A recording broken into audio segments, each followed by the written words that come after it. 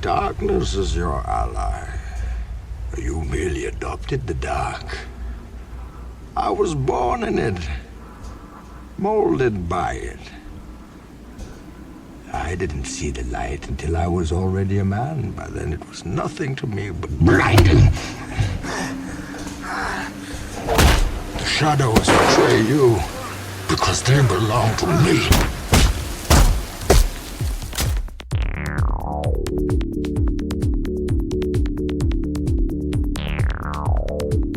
Hey, everybody. Yeah, that's not a good energy to start. Hey, everyone. Welcome back to Podcast Part 3, the Part 3 podcast. I am Sam. And I'm Will. And we're recording this. Everyone's minds are kind of on other things. So what better time to distract ourselves than to talk about 2012's The Dark Knight Rises, the least fun movie ever. I remember liking this in the theater and watching it for this. It was, this was a bit of a slog, gotta say. You know me. I'm a very diplomatic person. You know that I don't like to, shit talk movies. Even before we were, in the quote-unquote business, I've always, I know people take their opinions very personally, and I don't like to make people feel bad for liking a movie, and I don't like to condemn people for hating a movie, but I think I kind of hate this movie. Well, I don't know if I hate it, but this was a tough watch. This was a tough sit for me this time around. Yeah, so Gotta say. we watched Batman Forever, 1995. That was followed up quite infamously with Batman and Robin in 1997, which doubled down on the camp and day-glow silliness of Batman Forever. And the horniness, too. Yeah, it was pretty horny. Pretty horny movie. But colossal failure at the box office. Basically killed superhero movies, killed DC movies for a long time. Jump ahead to 2002, Spider-Man comes out, reignites superhero movies and comic book adaptations as a viable blockbuster box office concept. And in 2005, we get Batman Begins, which was as different from Batman and Robin as you could get in a Batman movie. Yeah. For starters, for the first time ever, we had a Batman movie about Batman, directed by a director who at that point had a pretty impressive track record, Christopher Nolan. We all knew him back then as the director of Memento, which had been a huge independent release that turned into a big hit. And it starred Christian Bale from American Psycho as Batman. It's just good casting in that movie up and down. All around. I mean, and yeah, I mean, that was the thing. It took what worked for Raimi's Spider-Man movies and it just doubled down on it. It basically said, we are taking this concept seriously and we are going to explore bigger themes about revenge and terrorism and the economy sort of tanking and all this sort of stuff, and we were going to explore it through Batman. Fear. The big theme in that one was fear. Yeah. Lots of talk about fear. Had Scarecrow and Ra's al Ghul as the villains.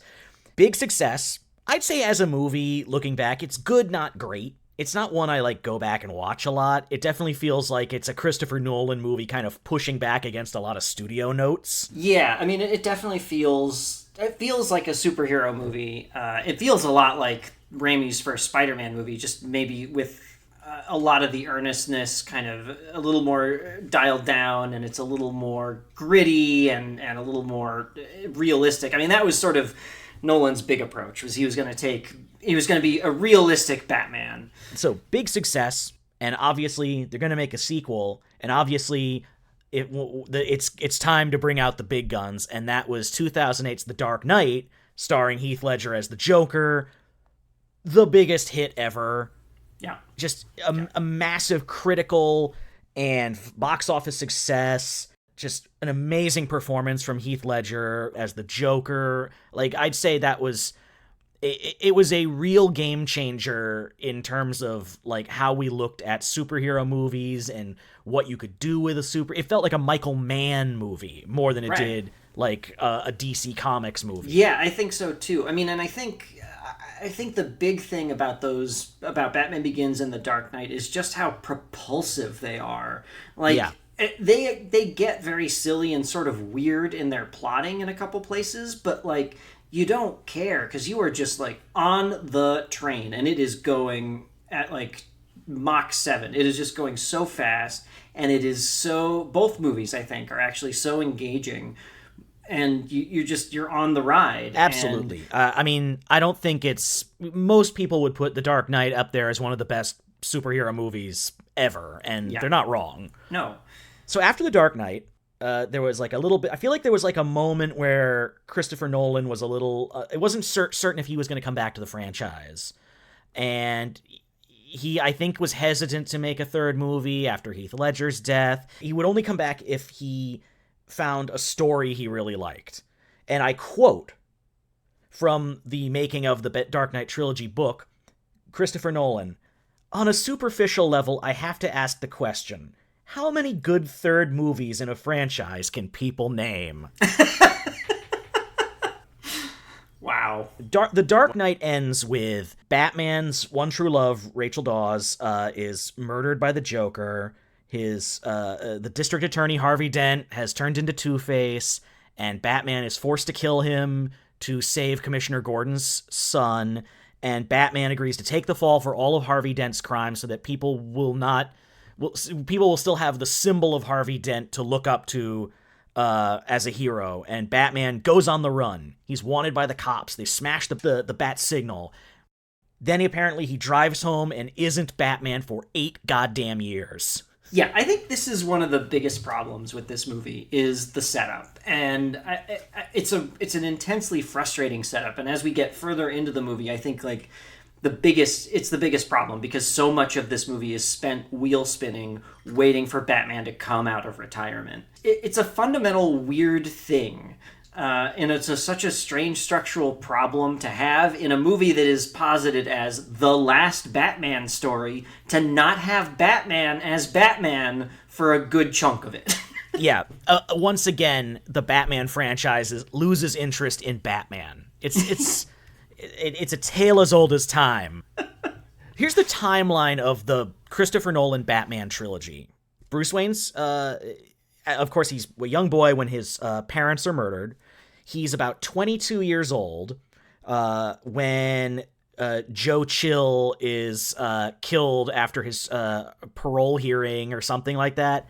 Yeah. He then goes off and disappears for 7 years, comes back, is Batman for about a year.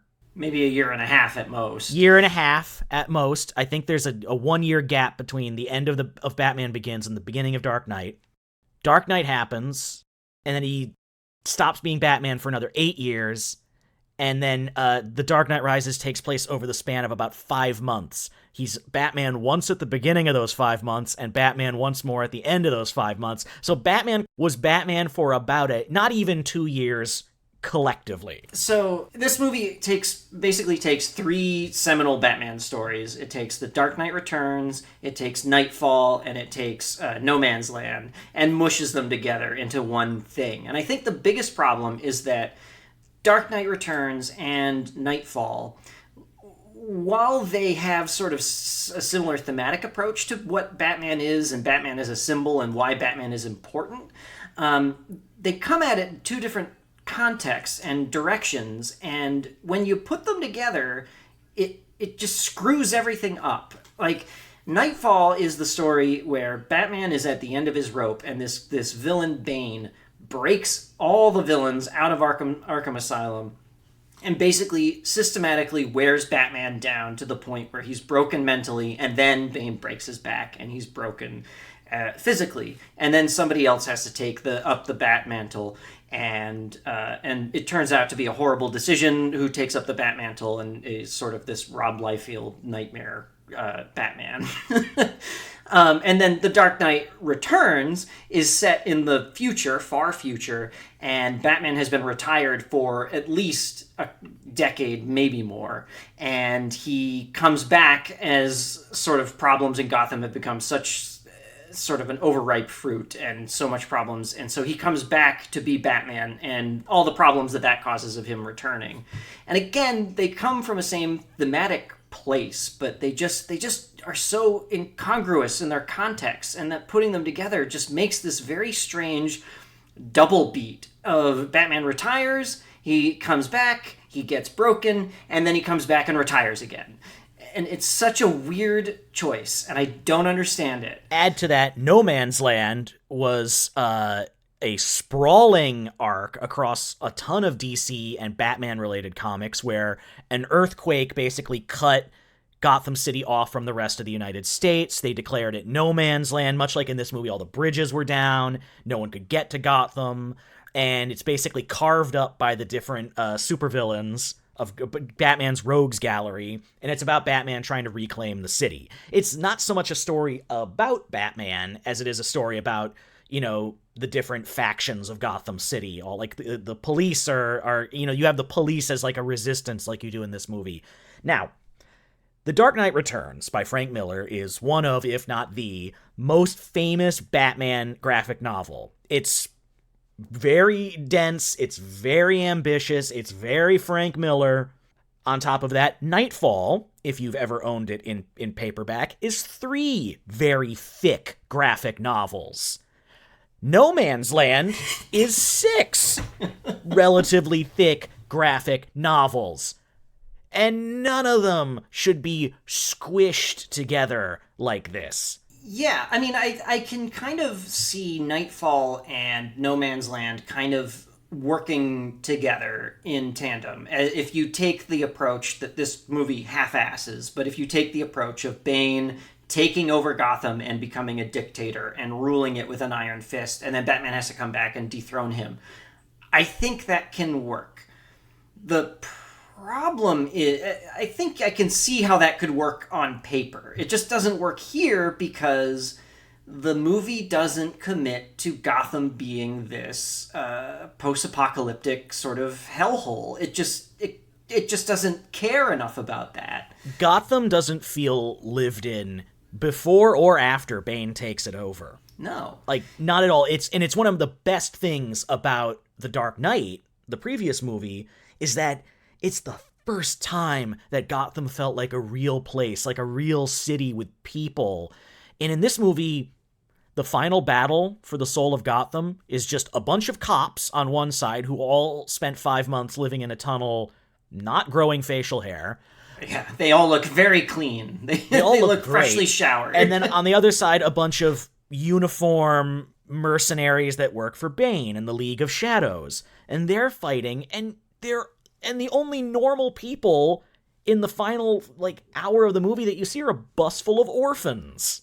Right, who are just trying to leave. And who are only there because the movie can't figure out what to do with Joseph Gordon-Levitt in the final. No, all right, so on top of this being a movie that's trying to combine The Dark Knight Returns, the Nightfall, No Man's Land, it's also trying to pick up on threads about Ra's al Ghul and the League of Shadows that are set up in Batman Begins, and it's a Robin origin story as well. All of this is happening. There are so many characters in this. It takes the point where Bane arrives in Gotham and sets his plan in motion is an hour into a 2-hour and 44-minute movie. Yeah. It takes so long to get to where it needs to be, and you're just introduced to character after character, and you don't care about any of them. Well, because you don't have any... the movie never gives you any time to care about any of them, because, like, what it feels like to me, and I don't know how you... the first third of this movie the first act, really, just feels like it's wheel spinning for Batman to come back out of retirement. And it seems like the whole plot, the story, everything is just waiting for that moment. Batman comes out of retirement, he fights Bane, he gets his back broken, and then the next part of the movie is just waiting for Batman to come back, and from the back breaking, and everything, all the plot stuff is just waiting on Batman to come back. And you know what? Rocky 3 did this plot better. It's the same plot. He thinks he can take on the strong guy. His old friend and mentor tells him not to. He gets his ass kicked, and he becomes all like a sad, broken version of himself. And he then goes and works out in like a new location, and then he comes back and he beats the guy. That's it. The only difference is there's no I don't know who Apollo Creed is. I guess that's Catwoman. Yeah, I think that's Catwoman. Also, just nothing in Bane's plan makes any sense. This whole first hour is spent setting up Dr. Pavel and this fusion reactor that if once you unplug it, it turns into a neutron bomb. Well, it's Marion Cotillard as Miranda Tate. Bruce Wayne invested a bunch of money in this green energy fusion reactor thing, but he's afraid. He knows that it could potentially become a neutron bomb, so he has it in this bunker where he can flood the river if he needs to stop it. And Bane's plan is to get into Gotham City, get this neutron bomb, and once it's unplugged, it will degrade over 5 months and then blow up Gotham City. And in the meantime, he's going to do like a French Revolution thing, but it doesn't matter because he intends to blow up the city no matter what. Now, I feel like it's easy for someone to get a nuke, right? Like, well, I'm in not movie world, it is, yeah. I feel like people just had nukes lying around on any given season of 24. Why is this the way that Bane? It's just it's just a stupid MacGuffin, and I'm annoyed right now. Well, it's a stupid MacGuffin, and it also gives a ticking clock, and it seems like it only exists for the ticking clock because Bane. So much of this movie. It's so frustrating because so much of this movie just makes no sense. Sam, I think we might need to start at the beginning. Because I have a lot of questions about certain things, and a lot of it actually relates to The Dark Knight, because I think this movie fundamentally misunderstands The Dark Knight. Do you feel that way too, or is that me? Yeah, well, I mean, like, Alfred in The Dark Knight is the one telling Bruce Wayne he has to endure, he has to make the choices no one else can, you have to be strong. And now in this one, Alfred's like, I never wanted you to be Batman, I wish you hadn't come back, you need to go out more and just be Bruce Wayne, stop being Batman, I'm going to fucking give up on you. Well, and see, all of that I could buy that more if Batman hadn't retired. I could buy that entire thread of him being like, you've gotten lost in this whole thing. Like, you need to... I could buy that. I could buy Alfred being like, this has gone too far. If he's been Batman for 8 years, you know? But here, it just feels so toothless because he's only been Batman again for half a second. No, he gave up. He gave up on being Batman. It should be noted he gave up on being Batman because he was sad because he thought Rachel Dawes, before she died, had decided she would be with him instead of Harvey Dent, but that's because Alfred lied to him to give him hope. Instead, it turned him into Howard fucking Hughes. Yeah. All right, we'll just sort of wind our way through this. I promise this won't be like suddenly we're a 3-hour podcast, because I'm irritated by this movie because it is the quintessential everyone's tired and no one cares third movie. And I expected a lot more than that coming off of The Dark Knight, which I thought was like, at the time, kind of transcended the genre and set a really high bar. And I have to be honest, thinking back to like the lead up to The Dark Knight Rises, everything about that, the marketing for it, just felt a little off to me. Yeah. Like even the title, when I came out, I'm like, oh, that's the title? Not like something like Batman Begins, The Dark Knight, I'm going to do something different. This is just a sequel to The Dark Knight. And that first teaser, that was just like the shot of the like city collapsing or something. Right, yeah. And then obviously it needs to be said, thinking back to when this movie first came out, the opening weekend of this was the very tragic mass shooting at the theater in Aurora, Colorado. It just put like kind of a pall over going to see the movie. Yeah. And I don't know if I've ever really shaken that. This movie is not one I'm ever eager to go back and revisit. No, I mean, I think that's part of it. But also, I mean, it seems to me that Nolan really didn't want to make the movie, and And I think it seems, it seems like he was more interested on a technical level on seeing what he could do with IMAX cameras and stunts and, all those things. Like that opening plane heist sequence is really cool. It's really cool, neat. but like on a technical level, it doesn't make any sense, but it's got the same problem all of his like fights and gun battles in this movie have, where I have no sense of geography for anyone. Right, Like, or I don't have a like, compare it to the opening of The Dark Knight, where it's like it's a plan that is supposed to sort of be like confusing, but I do fundamentally understand at least what everyone's doing at one time. And when they're like taking Dr. Pavel's blood, I'm like, I don't know why they're doing this, but it looks neat. You know what I mean? Yeah, like they expect one of us in the wreckage, do they? Do they? Like, do I have to die on the plane, Mr. Bane? And the little fingers there running around, like it's but the thing that is so odd to me also about the setup is this Harvey Dent act that has like outlawed crime. And I could understand it if the movie went this direction where Gotham has suddenly become a police state and this lie that they told is sort of rotting from underneath. But they don't show that Gotham is fundamentally different in any significant way. They just go around saying that like organized crime is gone, and it's like, how does this law do that? Unless it's like this truly draconian thing. You never get a sense of that. You never get a sense that Gotham has some sort of massive income inequality, like upper class and lower class situation. You never get a sense that the city is in sort of decay.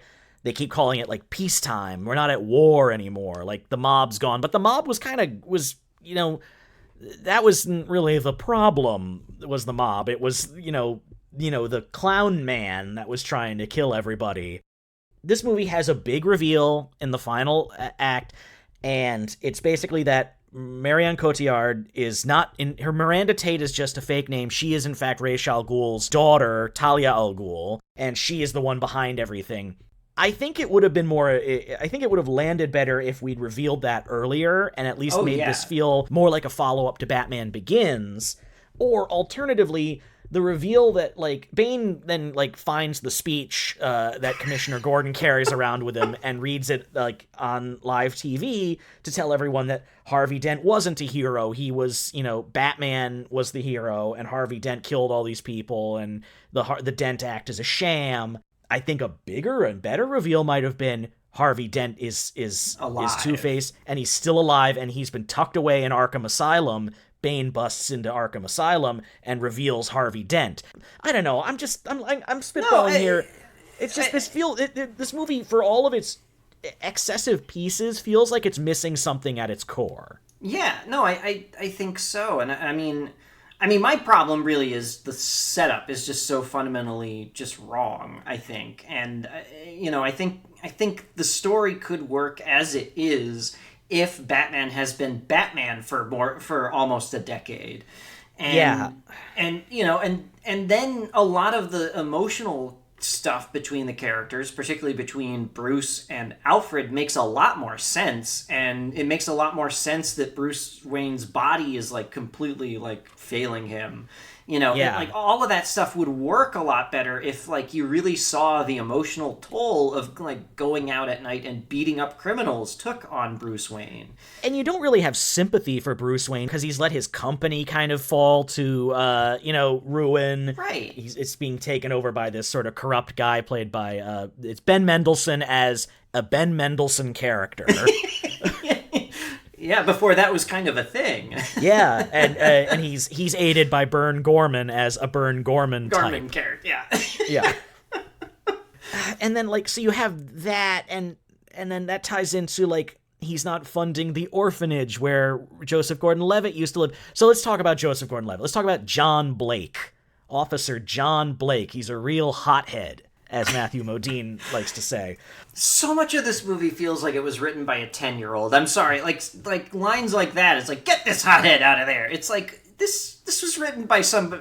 It's just so weird. John Blake is, like, it's just frustrating because ultimately the film ends with setting up he's going to take over the mantle of Batman. His real name is Robin. I feel like it also ties into, this is the era of like the J.J. Abrams mystery box storytelling, Yeah. where, you know, Star Trek Into Darkness, and they cast Benedict Cumberbatch, and he was like, oh, no, Benedict Cumberbatch isn't Khan. I swear he's not Khan. And then the movie comes out, and it's surprise, he's Khan. But they don't tell a very interesting story to back up. They're supposed to hope you're just going to be surprised that it's Khan, whereas it should be an interesting story featuring Khan. And this one does the same thing with, everyone was like, Marion Cotillard is Talia al Ghul. She's going to be the bad guy ultimately. And they were all like, no. She's Miranda Tate. No. There's no Talia in this movie. And then, surprise, she's Talia. And they do the same thing with John Blake. Everyone was like, oh, he's going to be Dick Grayson. Oh, right. He's going to be, you know, Robin. And yes, he should have been Dick Grayson. That was the one time where it would have worked. Instead, he's this guy that, like, he just knows that Bruce Wayne is Batman because he made eye contact with him once. Well, this is the thing. If Batman has been Batmaning for a decade or so, then you can have a story where a police officer figures out his identity. Yeah, which comes from the comics. Tim Drake, the third Robin, just figured it out. He detected it. Yeah, like You don't need this weird backstory of him being like, well, I was at the orphanage and I just knew you were Batman because I knew. Like, and on some level, I like the way that it ends. I like the whole, you know, Joseph Gordon-Levitt finding the cave and the thing rising up and the movie ends. I like all that. It's just the movie doesn't do the work to, like, set him up as Batman's successor. He needs to be fighting along with Batman and Catwoman throughout the whole thing. Like, he needs to be part of the action. After the first hour, the movie really doesn't have anything to give John Blake as a character. He's not part of, like, the final action sequences. He's, like, stuck on a bridge with a bus full of orphans. You know, he's heroic, but he's completely removed from everything. They give him this, like, dirty, hairy, like, oh, the red tape is binding me and I can't do I can't met out true justice. Which, like, is for some reason spouted, like, in the mouth of Jim Gordon. The end of The Dark Knight isn't... Jim Gordon's problem isn't that he's bound by red tape and can't, like, actually perform justice, right? Like, that's not what happens at the end of The Dark Knight. But that's what this movie posits. And Gary Oldman gives, like, this very hammy speech about how, like, if you had a friend and the structures are binding you and No, and it's just like, all right, so we're still, like, in the first hour, and the sheer volume of characters you have to kind of sort out. Like, I haven't even gotten to, there's the congressman, and there's Juno Temple from Ted Lasso is there as, like, Selena Kyle's buddy. And Matthew Modine. And these characters, like, just kind of drift in and out of the movie. Yeah. And, I mean, I'm just gonna, because I want to talk about something I like in this movie. Anne Hathaway is so goddamn good. She's great. She is the only, everyone else feels bored. All the performances feel like Tom Hardy's good, but he's just kind of... He's doing a thing. He's doing a thing. It's a take on Bane. It's obviously everyone's done their version of it. It's not what I like about Bane as a character in the comics. Bane's, you know...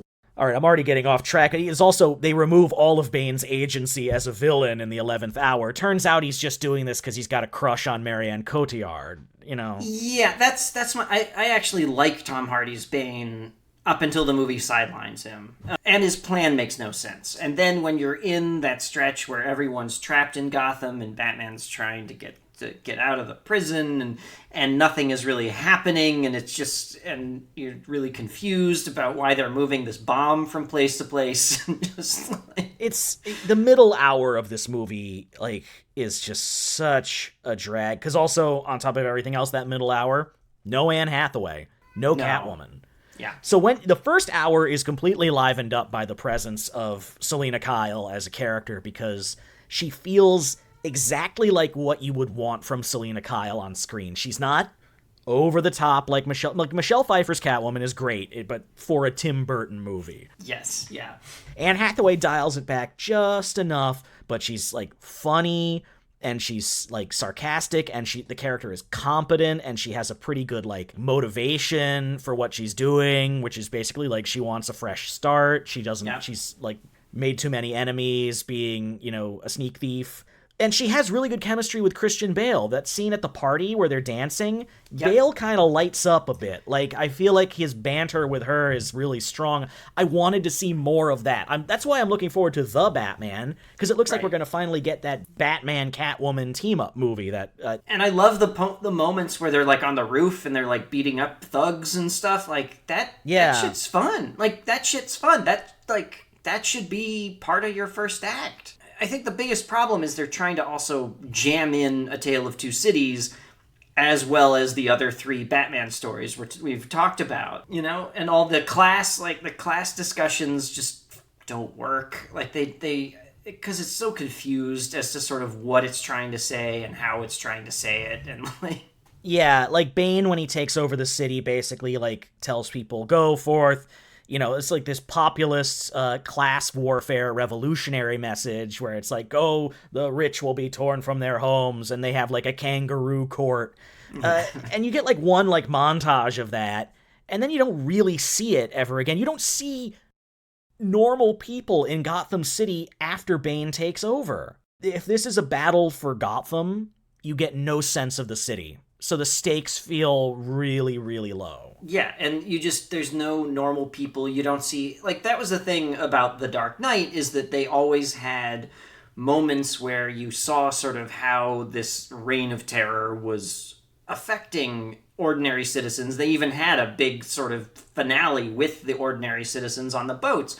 A little hammy and maybe, you know, on the nose and heavy-handed. It works for the movie, I think. You also had, like, non-main character, sort of supporting characters in that movie that like kind of felt grounded and like Anthony Michael Hall as the reporter, like, you know, just kind of these characters that felt like real, like they could be in a real city. Like all the cops, like the supporting cops and detectives were all really well-drawn characters in that, and they all kind of disappear in this one. There's not a lot, you don't feel a lot of continuity between The Dark Knight and The Dark Knight Rises, and that's a shame because there's a lot of great stuff in The Dark Knight besides just Heath Ledger and Aaron Eckhart, besides Joker and Two-Face. Yeah. And I wish they'd followed through on that. Like I remember in The Dark Knight when Two-Face is holding Commissioner Gordon's family hostage. He's got the son, and the son is kind of the main kid you kind of key in on. But the mom is like protecting a daughter, but they very strategically, you never see the daughter's face, and you never really get a gauge on what her age is. And I feel like that was like, oh, we could set up Batgirl in this. What if Batman is now a fugitive from justice, and he's got, on one hand, a new hero that's trying to emulate him in Batgirl, and on the other hand, he's got a criminal kind of luring him to the dark side, like Catwoman. And then you could have a big villain threatening the city in Bane or the Riddler or whoever you want. If you want to go bigger with each movie, which these ones definitely do in terms of like scale and scope, that's fine. But this was a franchise that made a point of focusing on Batman and Bruce Wayne's story, and it completely sidelines him in this one on a Laurie Strode in Halloween Kills level. And I think it just kills the movie, in my opinion. Even if you kept he hasn't been Batman for 8 years, which I think is a mistake, he has to be Batman in the movie for more than 3 scenes. Right. And that's the thing. I think, you know, part of the Nightfall arc was Batman getting his mojo back. And I think at one point, doesn't he go and fight Ra's al Ghul in the Nightfall arc? Yeah, he trains with Lady Shiva, he goes to the League of Assassins. Like there's Batman's always going off and like getting his groove back. But that's the thing that I think you need, because like you need Bruce Wayne doing something. It needs to feel like Batman Begins, in that it needs to feel like he's coming back to it. And what the problem with this movie is, it chucks him in this prison, a very cool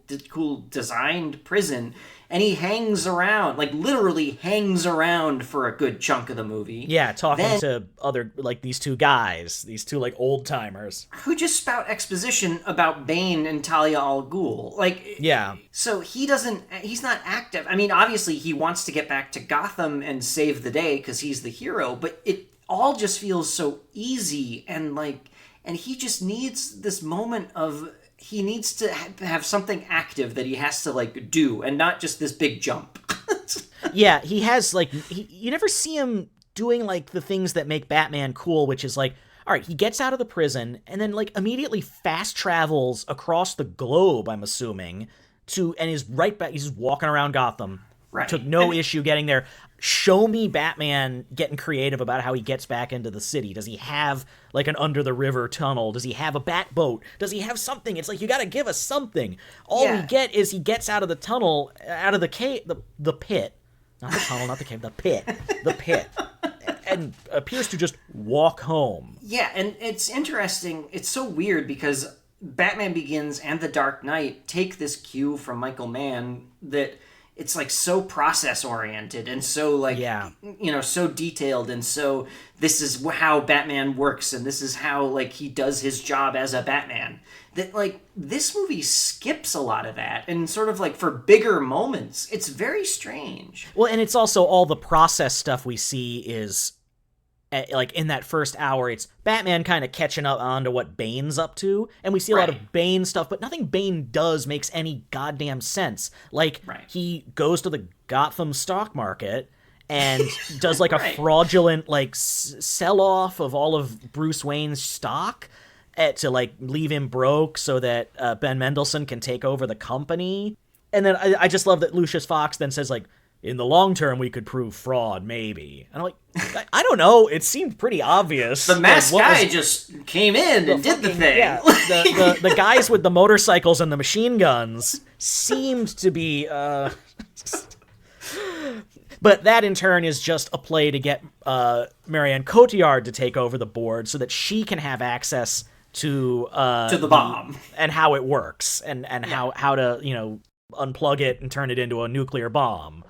Do you think Talia al Ghul, she's like, I am going to get my revenge. Ha ha ha ha ha ha ha. I'm going to design this fusion reactor that will turn into a bomb, and I'm going to give it to Bruce Wayne, and Bruce Wayne will give me the keys. Do you think she just got annoyed when Bruce Wayne was like, I'm going to mothball it? So she, like, that was her plan. Yeah, I mean, I guess she's always known, she's always been Talia this whole time, and she was always planning to get her revenge. Did she know when she pitched Bruce Wayne this fusion reactor that it could turn into a neutron bomb? Or did she not find that out until he read that one article in Wired or wherever about Dr. Pavel?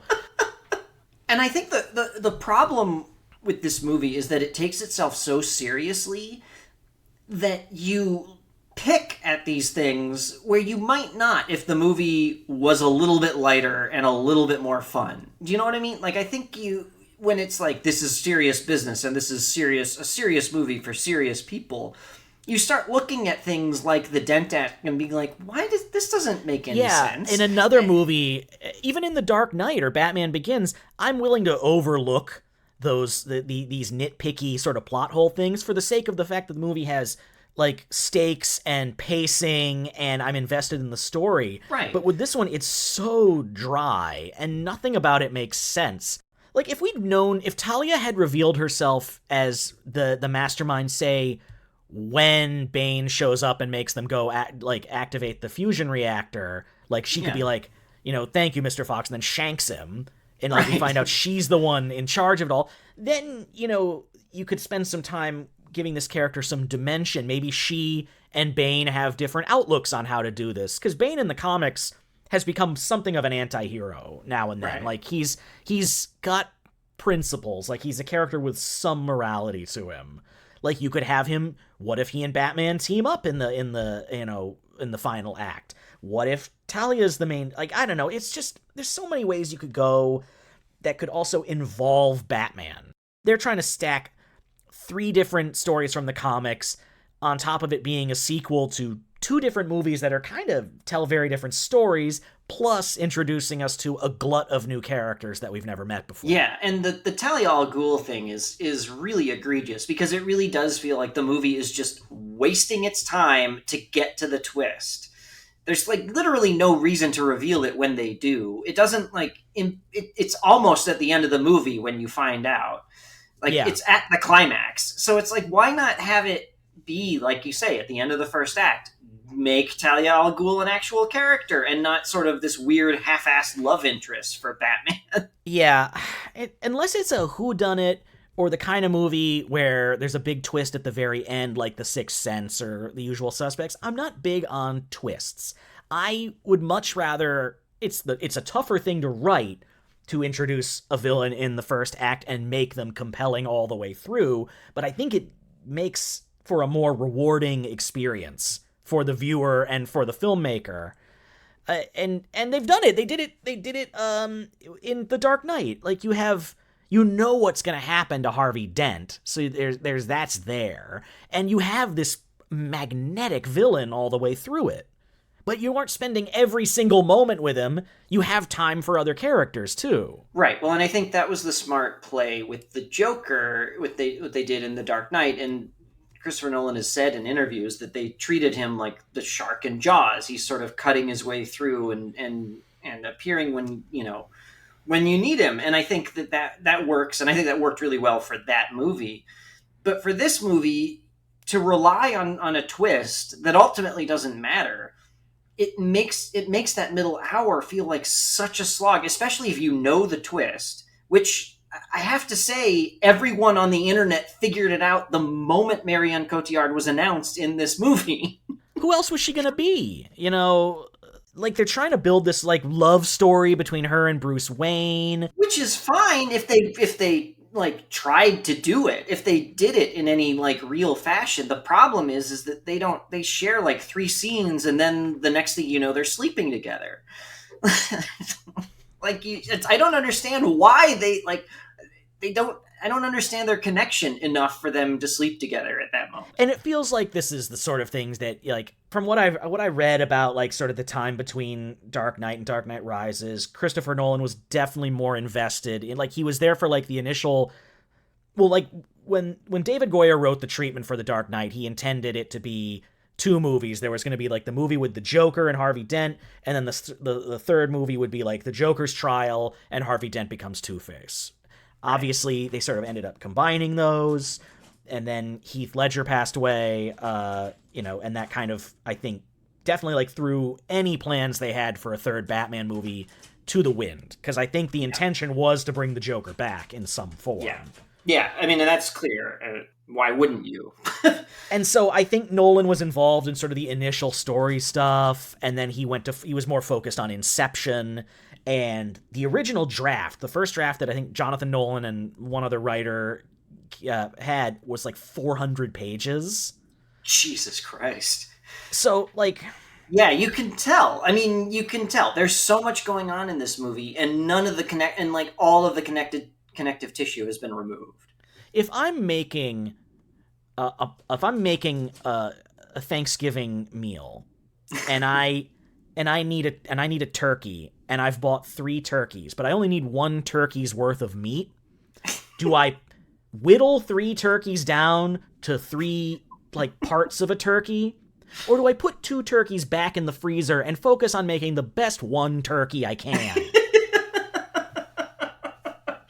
Yes. And that's what this movie is. This movie is too many chunks of different turkeys trying to form a single dinner, and it fails. Yeah, this is such a frustrating movie, and like it's just so all over the place, and the problem is that so much of it also feels deeply silly that the serious tone just like undercuts everything. Like the moment where Bane blows up the football stadium, like, should be this like intense, like, oh my god, this horrifying moment, but they do this stupid thing where the guy is running and the football stadium's falling behind him, and it's like, this is hilarious. I saw the trailer for this with a big Steelers fan, and all I remember is that trailer came out and he was like, yeah, that's the only way you're gonna catch Hines Ward.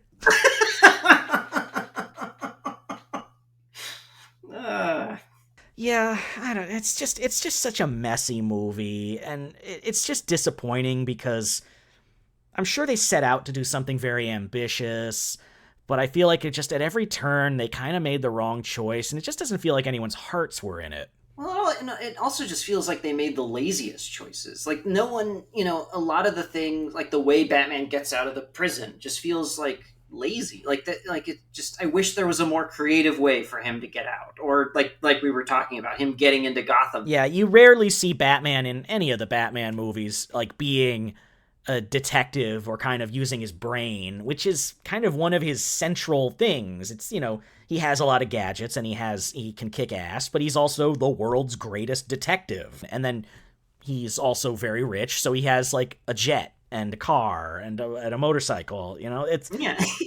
Exactly. yeah, there's a lot of like thematic stuff you can tell with Batman as a character, but you also like you don't want to lose sight of the superhero element of it. Right. That's why we're in the theater. We're showing up.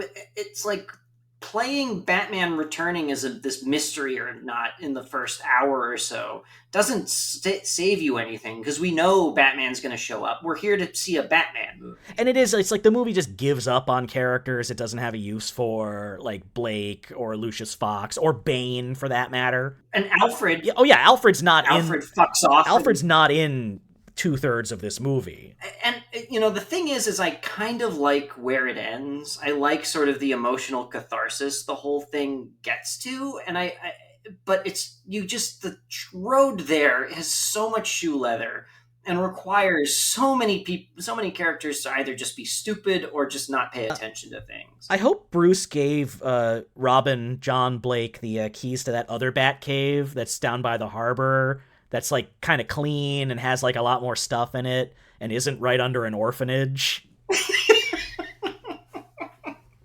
Yeah. It's like easier to get to, I hope he gave him like access to everything. Yeah, his rumpus room from The Dark Knight, which is pretty cool. A cool conceit because he's never he kind of has like safe houses in the comics, but that was not something that like it was just a fun little bit of continuity like the Batcave was basically destroyed in Batman Begins, so he needs to find a new thing. Like, it was cool. I don't know. Yeah, no, I thought it was great. I assumed when, like, in the trailers and lead up to Dark Knight that was going to be the Batcave, and I was kind of on board with it. I was like, yeah, of course this Batman would have, like, a GTA Online bunker that he keeps his cars and his weapons in. Yeah. It's rough that there was, like, this series, it touched greatness, like, one time. Yeah. And then just really sputtered out. You cannot find, honestly, a more classic, good, great, meh arc for a trilogy. Yeah. Yeah, I don't know. I'm not mad, I'm just disappointed. I came into this one real hot, and I've cooled down a little bit, and I just feel sad. Yeah, I mean, and that's the problem, is there's actually, like, some great stuff in here, like Catwoman, and, like, my favorite moment in, like, almost all three of these movies is when, Batman's got the bomb attached to his Batplane, and Gordon is like, you don't have time? Like, at least tell me who you are. And Batman says, no, it doesn't matter. But I love that moment where he says, just like, what does he say? I wrote it down. It's like nothing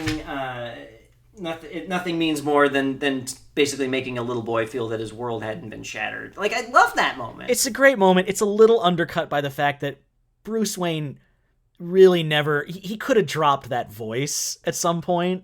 Well, right. I mean, that's the other problem is, and again, it's Nolan's commitment to the bit. It's his, like, we're doing this real. So in order for this to be real, he needs to change his voice so people don't realize that he's Bruce Wayne. And it's like, I think you need to strike the balance, and I think the Batman animated series is the only one that really did this in any real like way that worked. And that's, he has just sort of a deeper voice. Yeah. It's you either do a deeper voice or you do a whisper. It's like, right. You shouldn't go bigger. You go, it's like, I'm Batman. It's like a whisper. Yeah. Like when, like in the first movie when the guy's like, what are you? And he goes, here. Like that's what you want. It's that I think they just made the choice to go like this voice that's hard. It's fine when he's saying I'm Batman or swear to me, right? Which is great. Yeah. But when he's trying to have conversations with people, it just feels a little silly. It's very silly. And then Zack Snyder tried to go around it by having a voice enhancer, which just doesn't work either. They do an okay job with it with Michael Keaton and Val Kilmer. I think they both had okay Batman voices.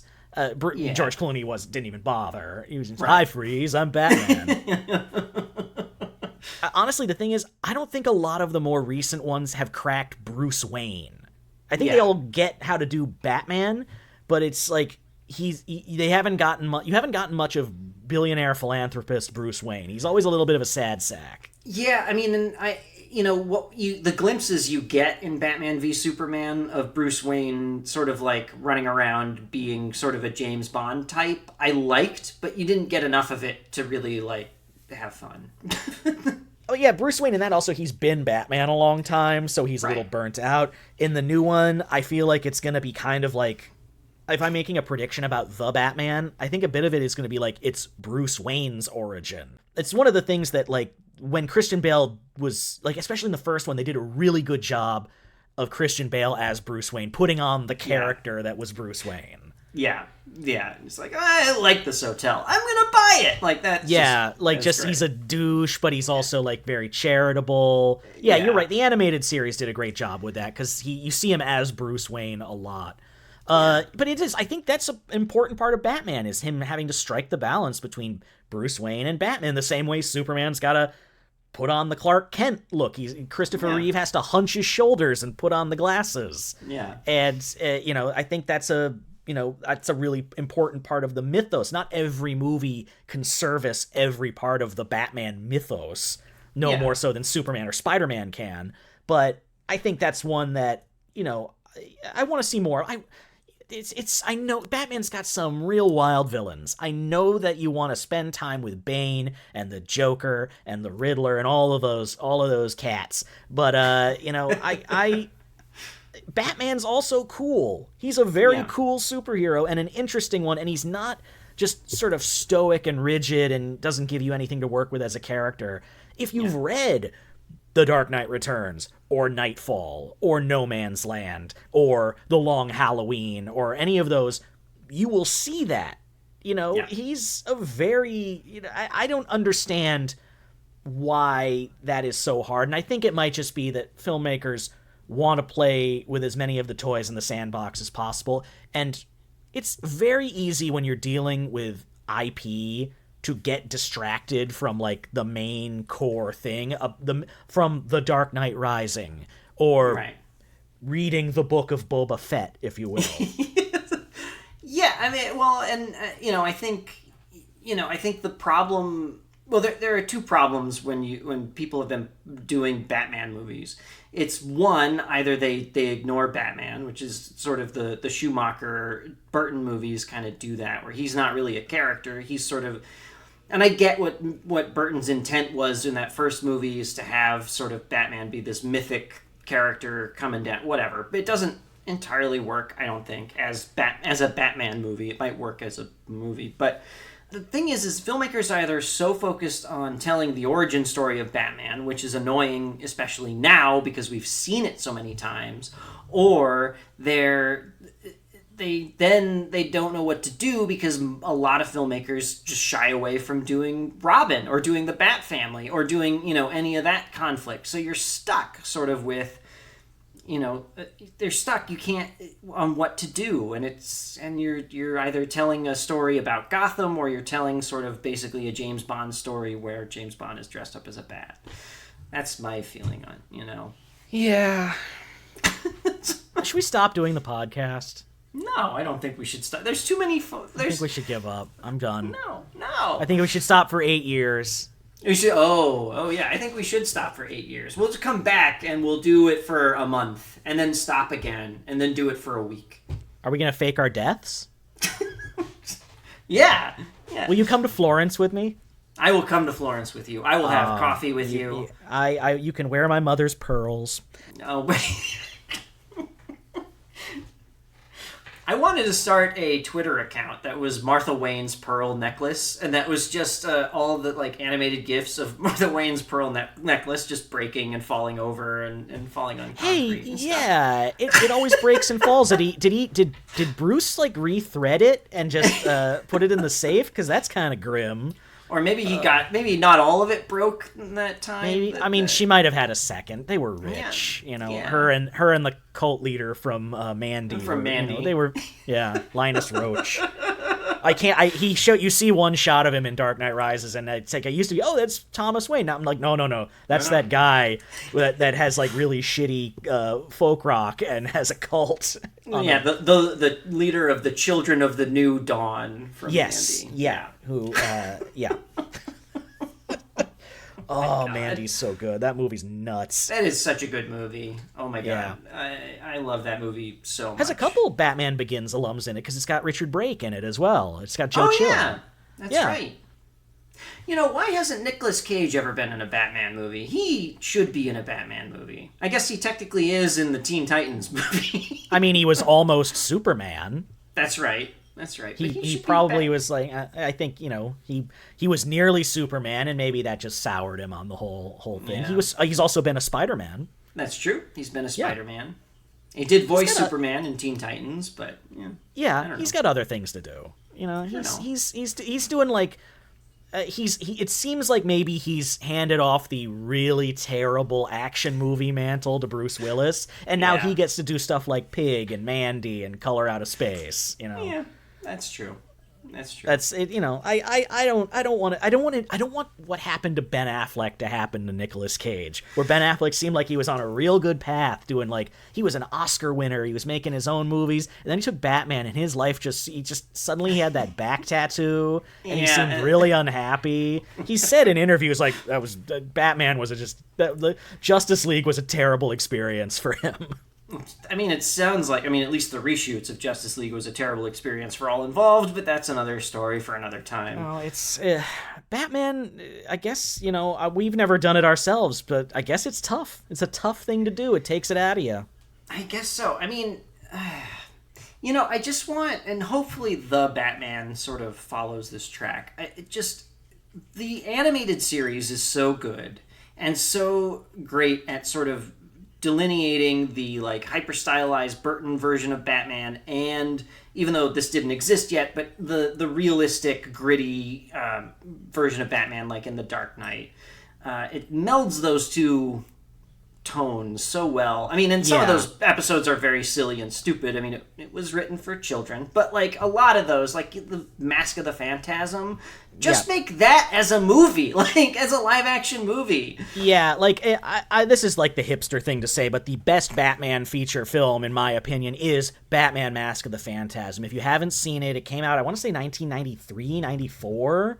Like between Batman like Returns and Batman Forever. Yeah. And it wasn't a huge success in the theater, but it's based on the Batman animated series that was happening at the same time, and it's just beautifully animated. It's this really like cool mystery, like a murder mystery. This new villain has showed up and is killing off mobsters, and it also is tells Batman's origin. It has a lot of things in it similar to Batman Begins, and it's got the Joker as one of the main villains. And so you get like Mark Hamill as the Joker and Kevin Conroy as Batman. It's really good. If you haven't seen it, I'm sure it's streaming. It's like 80 minutes long, and it's just so wonderful. It's such a good animated movie.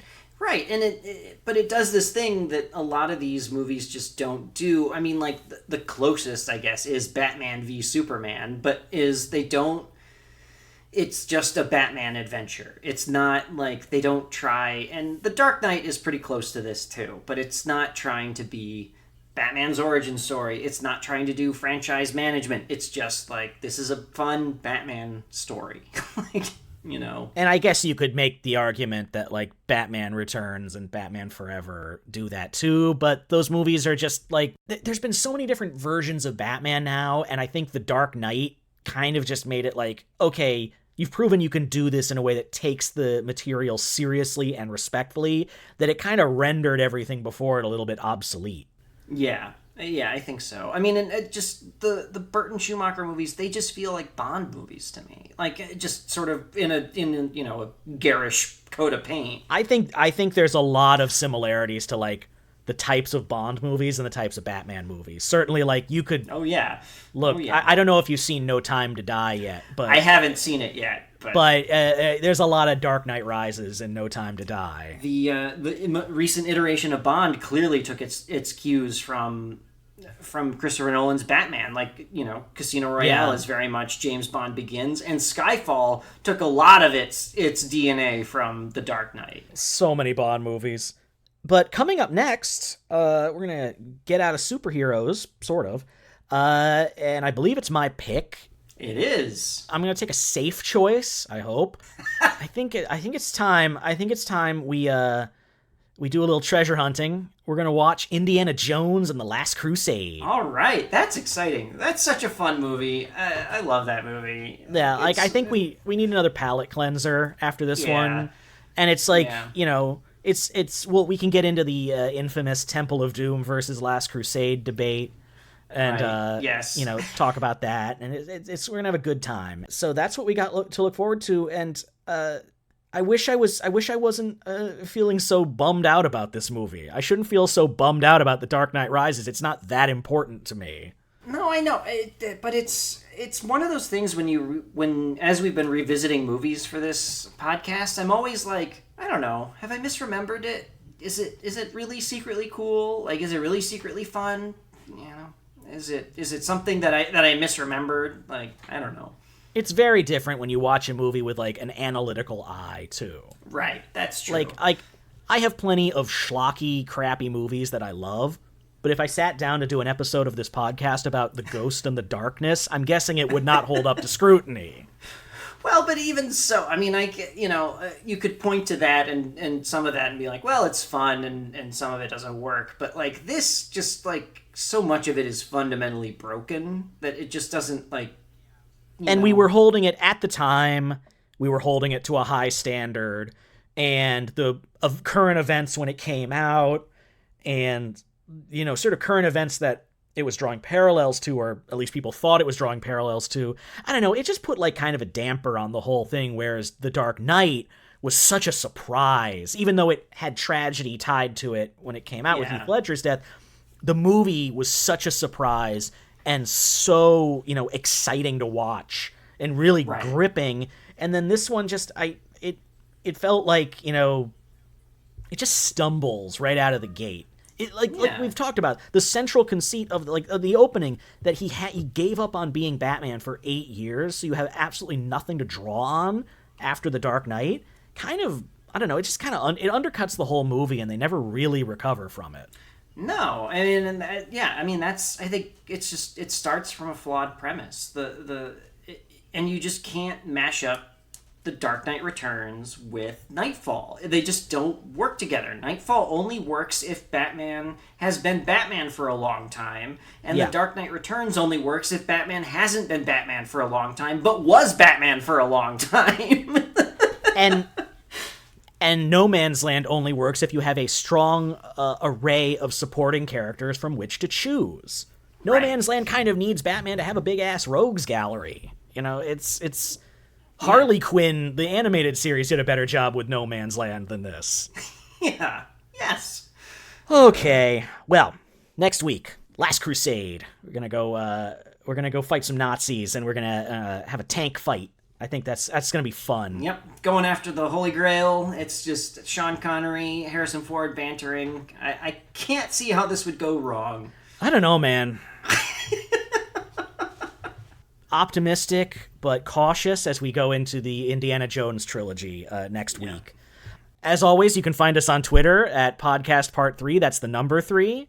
Thanks for muddling through two very, very different, equally messy Batman movies with us. Always a pleasure. Thanks for listening. Thanks for subscribing. Thanks for following us. And we will see you next week. And always remember, the fire rises! The fire rises. You think this gives you control over me? I like the moment where he says thank you at one point. Oh, yeah. Thank you. He has one quippy line that I think I never picked up until I watched it with subtitles, is when he kills the Special Forces guy. The guy's like, I'll die before I talk. I'm on your schedule. what he says. We saved all our Bane impressions to the very end. Don't you admire our restraint? I do. Good night, everyone. Good night.